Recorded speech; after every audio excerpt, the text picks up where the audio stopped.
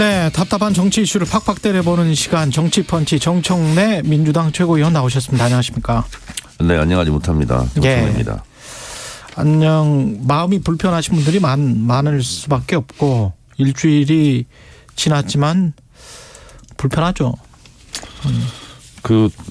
어제 행안위에서 용산구청장이 나와서 신조를 냈어요. 마음의 책임이라고. 예. 마음의 빚이라는 얘기를 많이 들어봤는데 마음의 책임 이렇게 하는데 저는 마음이 아픕니다. 네, 마음이 아프죠.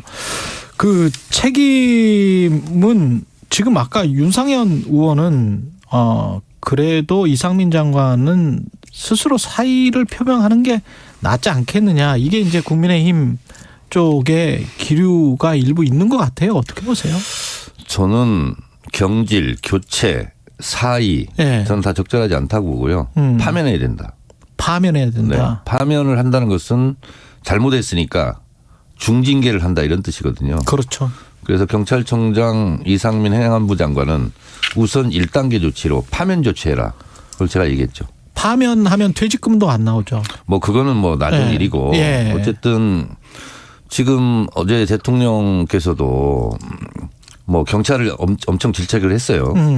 뭐 물끄러미 뭐 쳐다보면 봤다. 4시간 동안. 물끄러미라는 말은 맞는데 쳐다만 봤다. 이것도 사실이 아닙니다. 쳐다봤으면 안전 경찰 요원들을 배치했겠죠. 예. 그러니까 쳐다보지도 않았어요. 그렇게 되고요. 대통령은 마치 제가 이렇게 얘기했어요. 외국 대통령 같다. 외국인도 희생이 많이 됐지 않습니까? 그래서 외국 그렇죠. 대통령이 한국을 대해서 원망하거나 질책하거나 하는 듯한 어제도 그게 뭡니까? 본인 책임은 없습니까? 나부터 책임을 통감한다. 이렇게 말하고 누구를 질책하든지 책임 추궁을 하든가. 그런데 그게 없어요.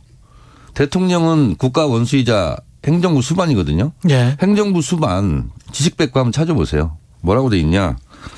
행정에서 최종 결정권자라고 나와 있습니다. 그러니까 최종 결정권자고 최종 책임자예요. 그런데 본인은 책임이 없다는 듯이 그렇게 얘기하면 되겠습니까? 대통령께서. 이 참사는 복합적 요인이 분명한 거는 같은데 왜 이렇게 된 것 같습니까? 가장 주된 쉽게 원인들은. 그냥 우리가 얘기하면 예. 세월호 참사랑 닮았다. 제2의 세월호 참사 아니냐. 저는 이렇게 생각을 합니다. 예. 왜냐면은요. 세월호 참사 때 우리가 많이 들었던 말 있지 않습니까? 가만히 있어라. 그렇죠. 이번 12구 이태원 참사는요. 그냥 가만히 있었어요. 국가는 없었죠. 사실상 무정부 상태였고. 예. 그렇지 않습니까? 예. 대통령이 취임 선서를 하면서 이렇게 하죠. 나는 헌법을 준수하고 국가를 보위하며 이렇게 하지 않습니까? 예. 근데 국가란 무엇입니까? 국민, 주권, 영토 3요소로 구성이 돼요. 그중에 제일 중요한 게 뭡니까? 국민이죠. 국민이죠. 예. 국민의 생명과 안전이에요. 그걸 보위한다는 거지 않습니까? 보위 못했지 않습니까? 그러면 대통령부터 나부터 책임을 통감한다 이렇게 말하는 것이 상식적이죠. 예. 관련해서 제가 이제 구체적으로 좀 여쭤보는 건 뭐 마약 그 단속에 치중하느라고 조금 이게 소홀했던 거 아니냐. 왜 경찰 배치를 제대로 못했는가. 대비 예방 측면에서 네. 왜 그랬다고 보세요? 우선 근인 가까운 원인 가까운 원인. 세 가지를 보면 예. 마정오, 마약, 예. 정보관, 오세훈 저는 이렇게 봅니다. 오세훈. 네, 어제 예. 행안위에서 서울청장 얘기했잖아요. 마약에 치중했던 게 사실이다. 저는 마약과의 전쟁을 선포하고 마약을 뭐 단속하고 조사하고 하는 거 좋습니다. 그러나 사람이 죽어가고 있는데 국민의 생명이 위험한 상태에 빠졌는데 마약 단속 실적 올리려고 거기에 집중하면 되겠습니까? 그렇다 할지라도 마약 조사, 마약 뭐 점검에 투입했던 형사들, 경찰관들 즉시 안전 요원으로 배치를 해야 되는 게 맞는 거 아닙니까? 유연하게 변경했어야 됐다. 당연하죠. 예. 그런 것이 이제 하나의 이제 원인이고 예. 또 하나는 보통 이런 경우가 되면은요. 정보 분석 판단을 합니다. 예. 정보과 행사들이. 이 행사는 몇만이 모일 것 같고 동선이 이렇게 될 것 같고 여기는 안전요원을 배치할 거 이런 상황 보고를 다 하거든요. 사전에. 맞아요. 그래서 안전띠를 설치해야 된다는 것까지 나와 있습니다. 경찰청 제가 자료 입수해 보니까. 26일 그 자료요? 아니 그 29일 날 예. 이전에 29일 이전에. 예, 정보 이제 판단 분석을 한 거예요. 예. 그걸 보고 정보 판단 분석이라고 그러거든요.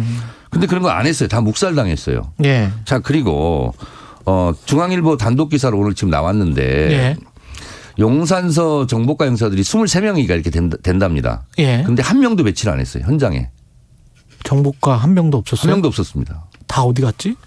다 용산 대통령실 그 집회 그거 관련해서 거기 갔겠죠. 그러니까 정보과 형사들이 이런 경우는 최소 4명 이상 배치가 된다고 그래요. 예. 그럼 왔다 갔다 하면서 다 보고 동선 파악, 인파 상황, 흐름 이런 거 다 볼 거 아닙니까? 그렇죠. 그러면 그때 뭐라고 하느냐. 아, 기동대를 투입해야 될 것 같습니다. 이게 이제 정보과 수시로 이제 보고가 된다고 그래요. 예. 그래서 용산서 정보과 당직실 그리고 서울청 이렇게 직보가 된대요. 그거 보고 경찰관들끼리는 이제 속보 뜬다 이렇게 얘기한다는 거예요. 예. 그게 없었던 거예요. 속보가 안 뜬 거예요. 그러니까 인파, 이 동선, 이 흐름을 누가 쳐다보고 있는 사람이 없었던 거예요. 그러면 이런 일이 있을 수 있습니까? 그 대통령실 앞에서 집회가 있었는데 그쪽에 다 경찰서장이랑 다 거기가 다 있었던 거잖아요. 9시 정도에 끝났다고 그러고. 그렇죠. 거기에 제가 또 경찰청 자리를 입수해 보니까 16개 기동대가 거기 있었습니다. 근데 대통령실과 이태원 참사 현장 있잖아요. 예. 거기가 한 1.5km 안팎이라는 그러니까요. 거예요. 그러면 걸어서도. 정보과 형사들이 예. 거기서 현장 상황을 파악하고 소위 말하는 속보를 띄우고 이거 지금 사람들이 많이 몰려들고 있습니다. 위험합니다. 기동대 투입해 주세요. 그거 했으면 기동대 투입했으면 이런 일이 안 벌어지죠. 그러니까 있을 수 없고 믿기지 않는 참사인 거예요 지금. 그러니까 정부는 없었다. 국가는 없었다. 제가 얘기하는 겁니다. 그 112에서 계속 그런 신고 뭐 숨 막힐 것 같다 이런 신고가 온 게 6시 30 몇 분부터인데 34분부터. 그렇죠. 그리고 8시에는 뭐 집중적으로 왔었잖아요. 네네. 그러면 지금 용산에서 집회가 끝난 시간 9시라고 할지라도 대응을 할 수가 있었네요. 그러니까 10시 15분쯤에. 대통령실 있잖아요. 네. 시대 막는 것까지 좋았다 이거예요. 네. 그런데 그럼 끝나고 9시경에 끝났으면 9시경에 그냥 기동대 왜 투입을 안 했죠? 그러니까 합리적인 의심이 뭐냐면 마약 건수를 올려야 되니까 마약 단속 실적을 올려야 되니까 경찰들이 많이 있으면 단속하는데 어려움이 있지 않겠습니까? 마약사범들이 뭐 뭘 교환하고 뭘 팔고 하려다가도 예. 경찰 있으면 다 도망갈 거 아니에요. 그래서 기동대를 투입하지 않지 않았느냐라고 저는 합리적으로 의심하는 바입니다. 그거는 의심을 그렇게 하시는 것이고. 네. 그리고 또 오세훈은 뭐예요? 오세훈 시장은 뭐냐면 네. 지금 자치경찰제가 시행됐지 않습니까? 아, 그러네요. 그렇잖아요. 예. 자치단체는 옛날에 소방 같은 경우 지금 국가주가 됐지만 서울시장, 뭐 충남도지사, 뭐 경상북도 도지사들이 소방을 관리감독 지휘했지 않습니까? 예. 그런 것과 유사하게 자치경찰 있잖아요. 자치경찰은 광역단체장이 책임이 있어요. 어떻게 책임이 있냐. 이 국가경찰과 자치경찰의 조직 및 운영에 관한 법률 4조에 보면 안전사고 및 재난재해 시 긴급구조 등은 자치경찰의 사무예요. 그러면 경찰이 책임이 있지 않냐 이렇게 되겠죠. 근데 그 자치경찰의 관리감독은 누가 하느냐. 자치경찰위원회가 합니다. 그런데 예. 자치경찰위원회는 누가 임명하냐. 광역단체장이 임명해요. 아, 그렇게 되는 거군요. 그러니까 최종 책임은 이걸 뭐 간접성이 있다 간접 책임이다 주장할 것이 아니라 아니 관리 감독을 자치경찰위원회에서 하는데 자치경찰위원회를 임명하는 것이 광역단체장이에요. 서울시 같은 경우는 오세훈 시장이란 말이에요. 이게 경찰법 제28조에 나와 있어요. 예. 그렇기 때문에 행정부 수반은 제가 뭐라고 했습니까? 행정의 최종 결정권자가 행정수반위에서 최종 책임자이듯이 서울시의 자치경찰의 최종 책임자는 결국은 오세훈 시장이 될 수밖에 없는 거죠. 정의원님도 이 참사 관련해서 내각 총사퇴를 해야 된다 이렇게 생각을 하시는가요? 저는 모든 것은 때가 있다고 생각합니다. 제가 그래서 이렇게 얘기합니다. 우선 1단계 조치로 국무총리, 행안부 장관, 경찰청장 여기는 파면해야 된다. 라고 예. 저는 주장하는 겁니다. 그리고요. 일선 경찰에서 지금 불만이 가득한데요. 지휘권자, 명령권자가 권한이 많지 않습니까? 예. 권한이 많은 사람이 책임도 많지 않습니까? 그럼 지휘권자, 명령권자를 우선 책임을 묻거나 책임을 지게 해야 되는데 아니 경찰 말단 공무원들 있잖아요. 이 사람들만 지금 꼬리 자르게 하려고 하고 있어요. 어제 행안위 보니까 용산 서장만 지금 타겟팅하고 용산 서장을 지금 제물로 삼고 희생양 삼으려고 하는 것 같아요. 그런데 용산 서장은 9시까지 대통령실에서 열심히 윤석열 대통령한테 충성을 다한 사람이에요. 네. 그걸 지휘하지 않았던 서울청장, 경찰청장 그리고 경찰국 신설해서 경찰을 다 장악한 것이 행안부 아닙니까 지금. 그러면 최종 결정권자부터 책임을 묻기 시작해야죠. 왜 이렇게 합니까? 아니 국회의원이 보좌관들 업무를 보조를 받아서 일을 합니다. 그런데 보좌관이 무슨 보좌관 착오가 있었다고 그래요. 그렇다고 보좌관이 책임집니까? 국회의원이 책임져야죠. 아니 그 부하들만 왜 자르려고 그러고 꼬리 자르려고 합니까? 비겁한 사람들이죠. 국정조사는 지금 여당이 좀 미적거리는 약간 반대하는 그런 분위기인 것 같은데. 자, 이것도요. 예. 처음에 참사가 났을 때 대통령을 비롯해서 정부 여당에서 뭐라 했습니까? 주최 측이 없는 행사라서 권한을 행사할 수 없었다. 이런 식으로 다 얘기하지 않았습니까? 예. 지금은 또 그런 얘기 안 해요. 그런 거잖아요. 그렇죠. 잘못 판단한 거지 않습니까? 그런 부분에 대한 뉘우침과 반성 이런 건 또 없어요. 국정조사도 마찬가지예요. 지금은 뭐 협조하지 않고 막으려고 하는데 이거요. 진상규명, 책임자 처벌, 재발 방지를 어떻게 하자. 이거 흐름을 못 막습니다. 그러니까 박근혜 대통령을 예. 좀 생각을 한번 해보세요. 세월호 참사 때 미적거리고 책임회피성 발언하고 형식적인 사과하고 뭐 진정성 없고 뭐 이런 거 있잖아요. 그래서 결국은 어떻게 됐습니까? 박근혜 정권이 어려움에 처하지 않았겠습니까? 자꾸 정부 여당은 네. 뭐 정쟁화하지 말자고 하면서 정쟁화하고 있어요. 정쟁화하지 말자고 하면서 스스로 정쟁화하고 그렇죠. 있다. 네. 아니 정치권에서 정치적 의도 없는 발언이 있습니까? 이것을 뭐 정치적으로 이용하지 말라고 하면서 본인들이 정치적으로 이용하려고 하는 거 아니에요? 예. 사건을 덮으려고 하는 거 아니에요? 흐지부지 하려고 하는 거 아니에요? 이 국정조사하고 국민들은 다 알죠. 예. 속뜻을, 속셈을. 특검하고 이거는 어떻게 같이 가는 겁니까? 어떻게 되는 거예요? 그 제가 국정원 댓글 공작 사건 때 예. 제가 국정조사 특위 제가 간사했어요. 야당 측. 예. 저쪽은 권성동 간사였고.